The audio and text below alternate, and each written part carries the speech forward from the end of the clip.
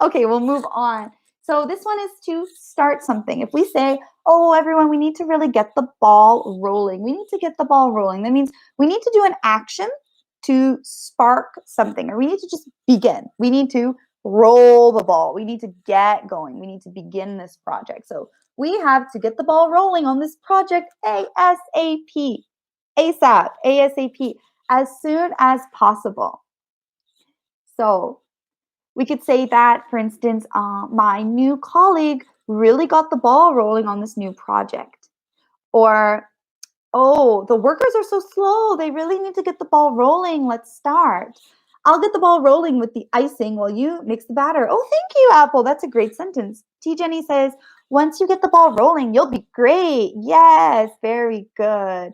Or you could think about a dance. I mean, a place where people are gathering to dance. So nobody is dancing on the dance floor. I'm actually thinking of weddings in Canada because unlike, I think, most weddings in Korea, when you're getting married in Canada, ooh, it's a very long affair. It takes hours. It could take all day or all night. There are so many steps to that wedding. And one step is the dance, where everybody joins in the couple with their first dance. So in some cases, maybe no one is really dancing. People are kind of uncomfortable, they're shy, they're awkward. And then somebody stands up and just starts dancing. I would say, wow, he really got the ball rolling. Then that person inspired everyone else to get up and dance like this. Eddie Jack says, we need to start this project. Perfect.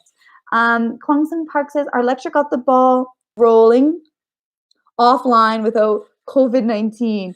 Yeah, so I can see that the coronavirus has kind of inspired a lot of new lectures or new forms of education, right? Good. Okay, next. I like this one. Up to speed. It really means just to like update somebody, to have the latest information. It means I'm up to speed. I'm up to speed, everyone. I have been given all of the information about this project. You can also bring somebody up to speed. So, for example, I brought our new coworker up to speed on the new policy changes. So someone's new in your office, maybe they don't know about this rule or way of doing things, and then you tell them, you update it, you explain it to them, then they're brought up to speed. So up to speed is kind of like you update somebody, basically. So why don't we try the example sentence here, up to speed. There we go, T. Jenny, already. I just needed time to get up to speed. Yeah, it took me some time to learn what to do. Bring the new guy up to speed on this case, will you? Says Apple. Great sentence. Yeah, so it just means to inform them and make sure that they have the same knowledge. This relates actually to being on the same page as others. When you bring someone up to speed, hopefully then they're on the same page as other people. They have all the same knowledge as others. Anyone else get up to speed? Speed makes me think of driving a car.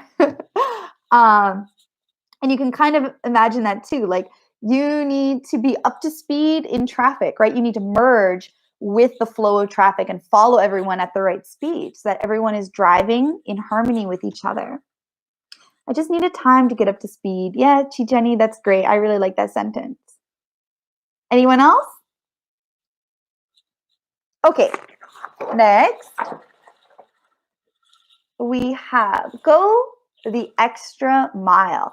This means to put more effort into something, actually to make more effort than is expected of you. So she really went the extra mile on her report. It's a good idea to go the extra mile to impress your boss. She's a person who takes pride in her work and she always goes the extra mile to please others. So that just means doing more that's expected of you. Go the extra mile. Mile is the American like unit of measurement for distance. So it's like, we wouldn't say go the extra kilometer. It would sound just a little bit odd because of common usage. We go with go the extra mile. So it's like when you're running a race and you just keep running more. You go one extra mile. You go one extra kilometer. Like you're doing more than expected of you. That's the sense of going the extra mile. Let me adjust for a moment. I would love to see your sentences about going the extra mile.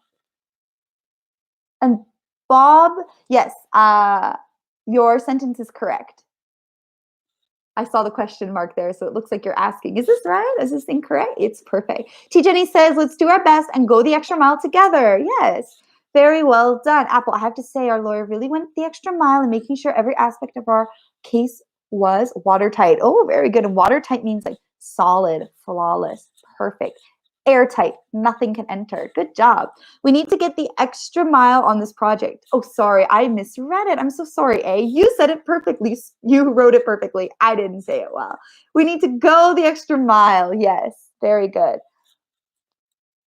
You have to go the extra mile to go out with her, don't you, Cam?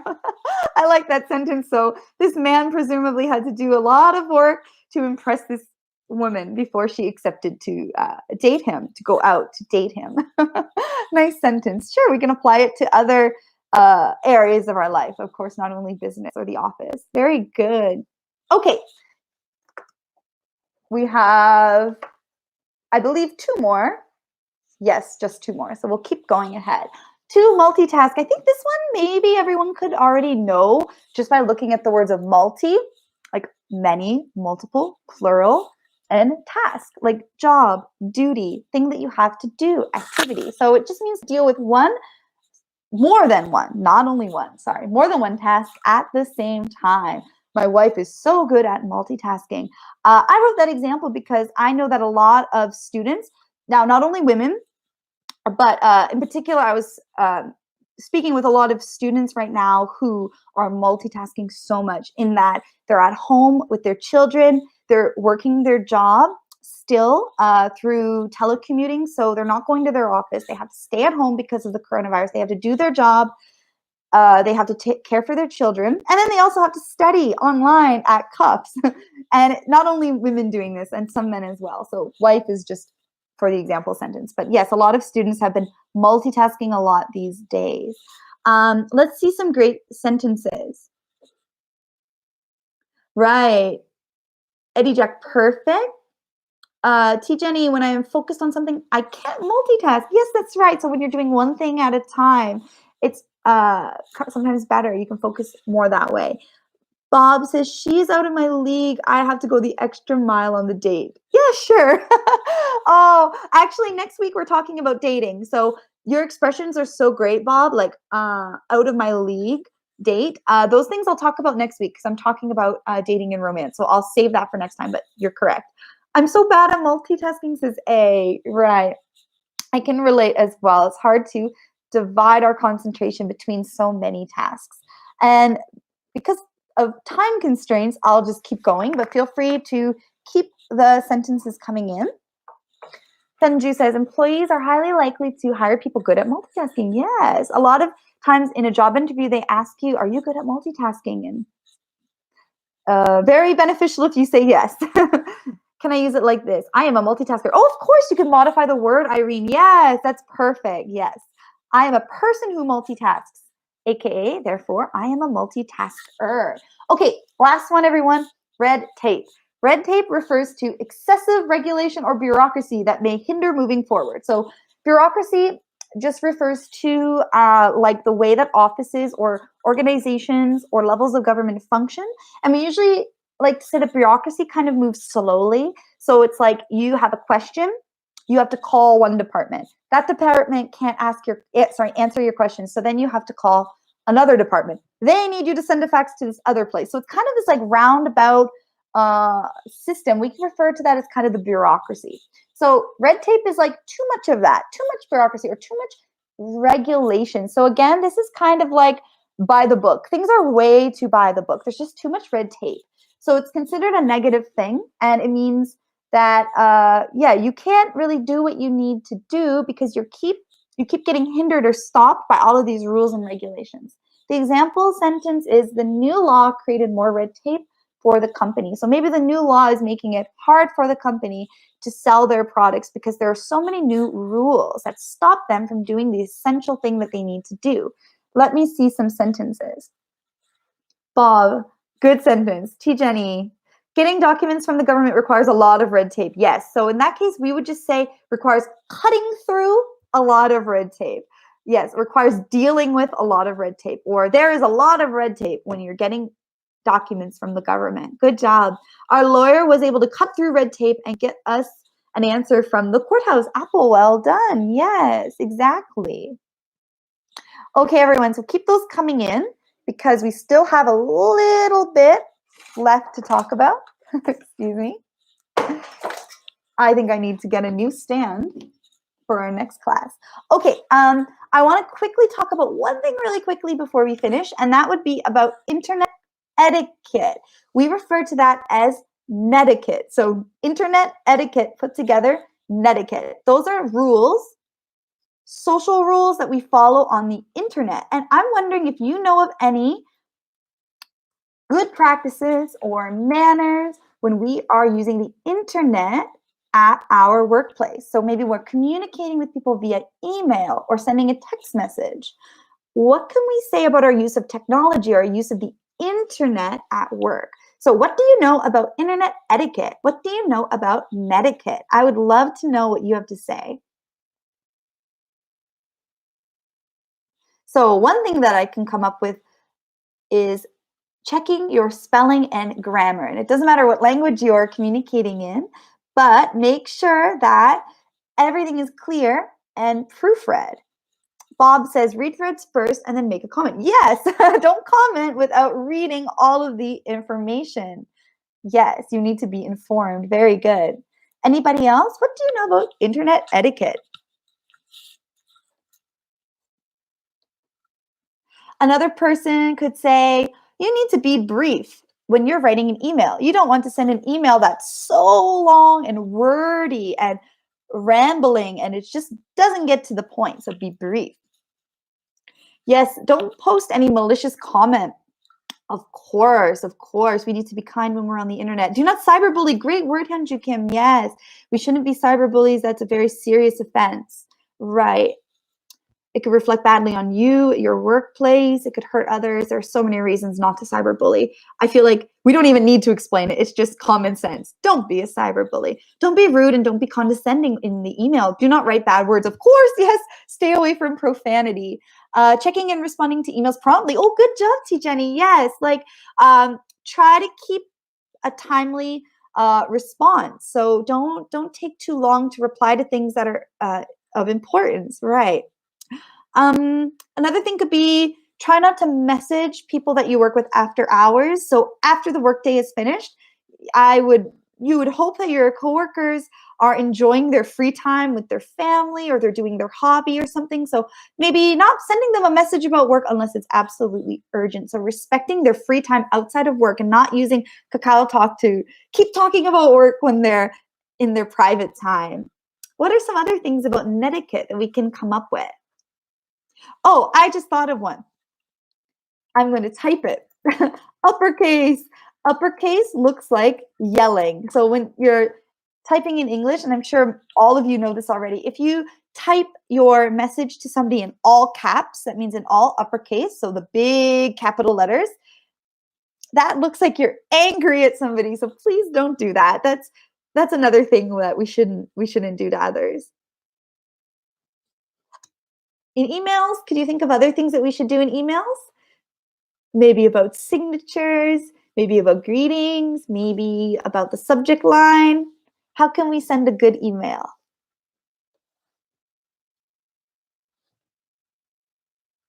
Anyone? That's a lot of, I gave you a lot of hard questions. Yes, too much emoticons, Dino. Yay, thank you. Yes, please refrain from the emoticons in a professional work email. Yes. Maybe every now and then a little emoji, emoticon, like little image is okay. In texting back and forth. Jano provided one. Yeah, that's okay. But if it's a very formal, serious matter, refrain from those. Good job. Yes. And of course, in your subject line, give a subject, give a title, tell people what your email is about. Don't leave it blank. Don't leave them hanging. They're curious. They need to know. Sign off with your signature. Greet them. Hello with their name. Hello, so-and-so. If you don't know their name, what can you write in an email? You could say, to whom it may concern, That's right. So we don't know, like if you're applying for a job and you don't know who you're directing this email to, you could say, to the hiring committee or to whom it may concern. Oh, T. Jenny, yes, if you wouldn't show it in public, don't share it online. That's a great rule to live by. If you don't want everybody, including your boss's sister's friend, seeing your private life, don't share it on the internet. Yes, err on the side of caution. Very good. Oh, everyone, time flies. I had a lot more to say, but we'll need to save that for later. But I do, Jano, my bikini picture. Right, yeah, keep the bikini pictures in a private album for your friends, right? Very, very cute example. Okay, so our quiz today, very simple. The first question is, how can we say, please talk more in a more formal way? So our quiz today, our first question to sum up, how can we say, please talk more in a more formal way? Please remember to the beginning. What do you remember? It starts with the letter E. Oh, good job, Hyunju Kim. Yes, elaborate. Very good. Thank you for listening. Okay, our next one, there are two more. Our next one. What two words form the expression that means to do something in the easiest or fastest way possible? So I'll repeat that. What two words form an expression that means to do something in the easiest and fastest way? And well, before I could even type it, we have an answer from Bob. Congratulations, that's right. Elaborate. Oh, I'm sorry, not elaborate. That is the first answer. Cut corners. I misread it. Cut corners. Yes, cut corners are the two words. Good job. ASAP is close. Yes, Jano. We can include that. Actually, that was related to my next question. So we'll go with that. A shortcut too, yes. What does ASAP stand for? We'll keep it simple. ASAP. What does that represent? ASAP. What does that mean? I believe I said it very quickly earlier. As soon as possible. Oh, very good, Bob. Yes. Everybody. As soon as possible. Excellent. Okay, everyone. So for today's prize, I was actually quite busy, so I don't have a prize for you, but my prize is a book recommendation. So I want to recommend this book to the winners as well as everybody here. I can see the Korean title, actually. This is just a book recommendation. It's called How to Win Friends and Influence People by Dale Carnegie. And this book is awesome for people who are in a business environment. It talks about, how you can have better relationships with your coworkers, how you can be a better boss. If you're selling something, how you could perhaps sell something better. So it just gives a lot of really interesting psychological tips and techniques about having influence on others in a workplace. So I thought I would recommend this book. It's like a classic that a lot of entrepreneurs read. You can read it in English or Korean. And as a challenge, if you can read it in English, I would be very impressed. And I would love for you to message me in the comments or get in touch with me if you have read that book or if you plan on reading that book. And yeah, if you have any questions. So, Jano, thank you. You typed it for me. I was about to type the title. Yeah, so that's a great book. And if anyone else has a book that they would like to share and recommend, that would be great too. There are so many books about, how to be a business person, how to improve your business skills, your negotiation, your public speaking, and kind of all of these things related to having a better work life. So if you have any books like that, share it. I would love to know about it. As well as if you have any questions from today, leave them in the comments. And as always, it was so nice speaking with you here. And it was a really fun time for me. Time flies, actually. So I didn't expect that we would, have so much fun. I I should have taught you more. I'm sorry, but you're a very smart bunch. So I feel like you already knew a lot here. So thank you again for participating. You all did a really lovely job. And next week, Professor Kiva will discuss uniquely Korean trends. That should be a lot of fun. I can't wait to hear what she has to say about that. And then I will talk about, as I said, dating and romance. So next week should be a lot of fun, everyone. I hope to see you back here. Let's all go and enjoy our day. It's really sunny out there, so I hope that we have a great weekend. Take advantage of the great weather. And if you have a question, please let me know. Okay, everybody. Well done. Bye-bye.